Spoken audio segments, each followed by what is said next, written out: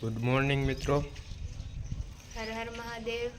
આજે અમે જઈએ છીએ જુનાગઢ, કેમ કે મારી ગાડીમાં વાંધો આવી ગયો હતો. દવાખાને કાલ મૂકી હતી, પણ મેંદડા રિપેર ના થઈ, એટલે હવે જુનાગઢ લઈને જવું પડે એમ છે. અને થોડીક ખરીદી પણ કરવાની છે, એટલે હું પણ જવાની છું ભેગી. એટલે અમે બે જઈએ છીએ જુનાગઢ. ચાલો ચાલો.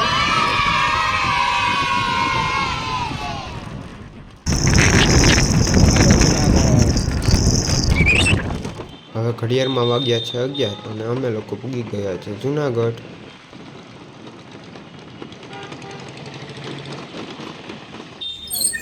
યજ્ઞાબેનને ખરીદી કરવી હતી એટલે અમે લોકો આવી ગયા હતા હવેલી ગલીમાં.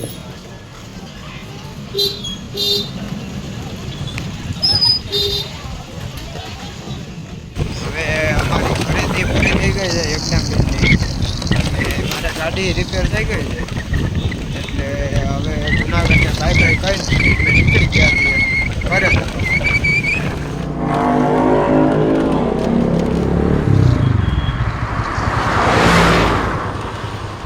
હજી અમે જુનાગઢ ગાડી રિપેર કરાવીને 10,000નો ખર્ચો કરીને આવ્યા, તો બગડું ભીગા તો ગાડી પાછી બંધ પડી ગઈ છે, ચાર્જિંગ ઉતરી ગયું છે અને ગાડીની સ્પીડ હવે લો થઈ ગઈ છે. એટલે હવે યજ્ઞાબેન હાલીને આવે છે અને હું ગાડી લઈને ધીમે ધીમે જાઉં છું.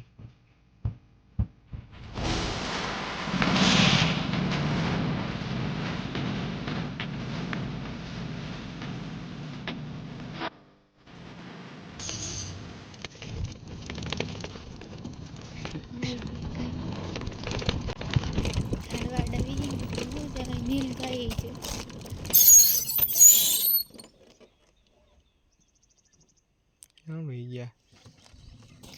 આમ ભી ગઈ વાહ હે દેખાતું નથી. આ ઝાડ વડું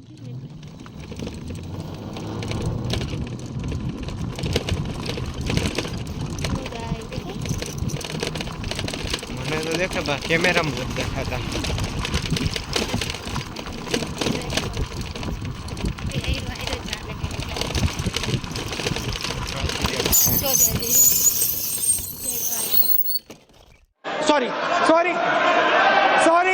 સોરી.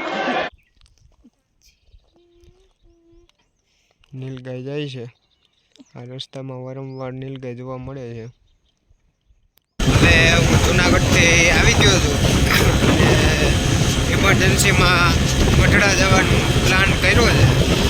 ગઢડા જવા માટે નીકળી ગયા છીએ.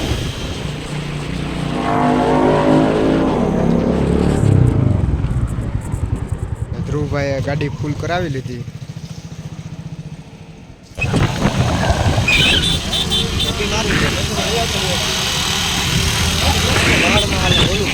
ઘડિયાળમાં 6:30 વાગી ગયા છે અને સનસેટ થવા માંડ્યો છે અને મસ્ત મજાનું કુદરતી દ્રશ્ય જોવા મળે છે. હવે ઘડિયાળમાં 7 વાગી ગયા છે અને મંઢડાના રોડ ઉપર આવી ગયા છે અને થોડી ઘણી ટ્રાફિક અત્યારથી જ જોવા મળે છે. હવે ગાડી પાર્કિંગમાં પાર્ક કરી દીધી છે અને પાર્કિંગ એટલું ફૂલ છે કે એ જોતાં જ લાગે છે કે મેળામાં બહુ ટ્રાફિક હશે. અમે ફાઇનલી મેળામાં પૂગી ગયા છીએ. જય સોનલમાં.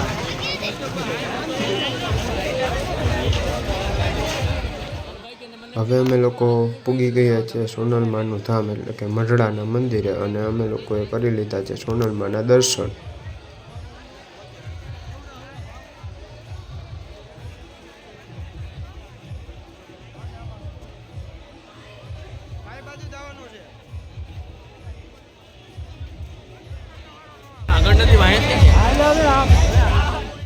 સોનલમાના દર્શન કરીને અમે લોકો આવી ગયા હતા મેળામાં, અને મેળામાં જાત જાતના સ્ટોલ હતા. રમકડાના, ગિફ્ટના, એવા જાત જાતના સ્ટોલ હતા. અને રમકડા જોઈને સત્યજીત રોવા માંડ્યો કે મારે રમકડા લેવા.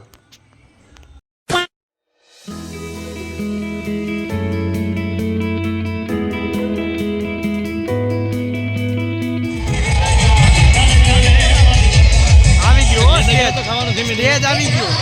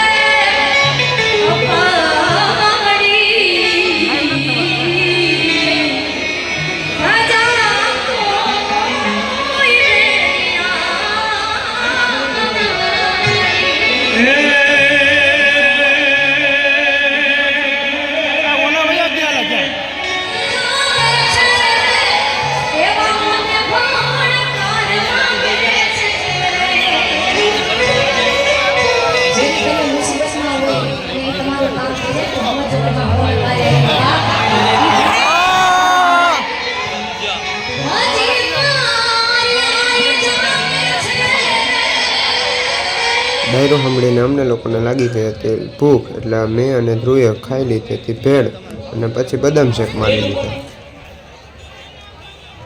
અમે લોકો ખાસ ડાયરો સાંભળવા માટે અને ડાયરામાં પણ રાજભા ગઢવીને સાંભળવા માટે જ આવ્યા હતા, એટલે અમે પછી પાછા ડાયરામાં બેસી ગયા.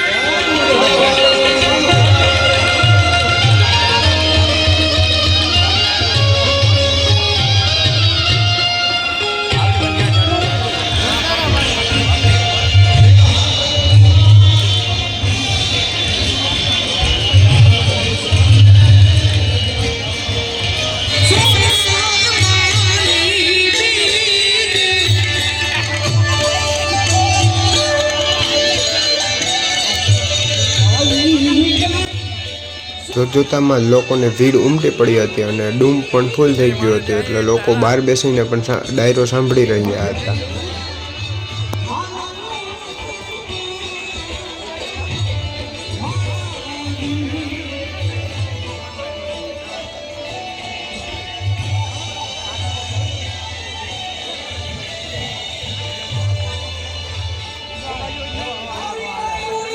અમારે લોકોને આગળ સ્ટેજ પાસે બેસીને ડાયરો સાંભળવો હતો, એટલે અમે લોકો આગળ જઈ રહ્યા હતા, પણ આગળ બેસવાનો મેળ ના આવ્યો, એટલે પછી એવું લાગ્યું કે હવે ઘરે વયા જઈએ, એટલે અમે લોકો નીકળી ગયા ઘરે જવા માટે. ઘરે જવા નીકળ્યા ત્યાં તો આટલી બધી ટ્રાફિક થઈ ગઈ કે ઘરે જવા માટે નીકળી જ નહોતું શકાતું. અમે લોકો માંડ કરીને ગાડી પાસે પૂગ્યા અને ગાડી લઈને રોડ ઉપર ચડાવી. ત્યાં ખબર પડી કે ગાડી ઉપર પણ લાઈન છે. આટલું ટ્રાફિક જોઈને હું તો હિંમત જ હારી ગયો હતો. મેં કીધું કે આપણે ગાડી મૂકીને વયા જઈએ ને સવારે આપણે જાશું.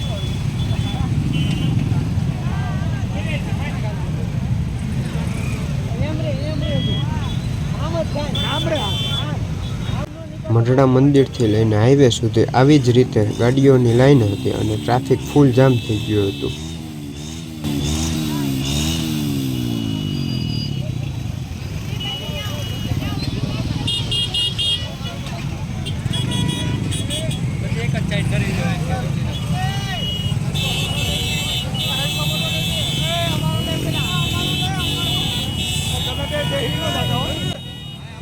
માંડ કરીને 15 કિલોમીટરનું અંતર કાપીને ટ્રાફિકમાંથી નીકળ્યા અને ચા પાણીને નાસ્તો કરી લીધો. હવે ઘડિયાળમાં વાગ્યા છે 4 અને અમે લોકો ઠંડીના નીકળી ગયા છે ઘરે જવા માટે.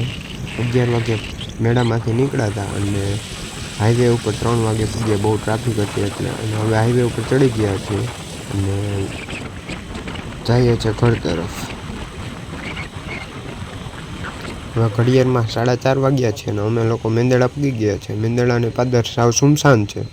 હવે ઘડિયાળમાં વાગી ગયા છે 5 અને હું ઘરે આવી ગયો છું. મેળામાં બહુ મજા આવી, થાક પણ બહુ લાગ્યો છે. હાલીને પગ દુખી ગયા છે. જો તમને વિડીયો ગમ્યો હોય તો લાઈક કરો, કમેન્ટ કરો અને તમારા મિત્રોને શેર કરો. જો ચેનલ પર નવા હોય તો ચેનલને સબસ્ક્રાઈબ કરો. Bye bye. હર હર મહાદેવ.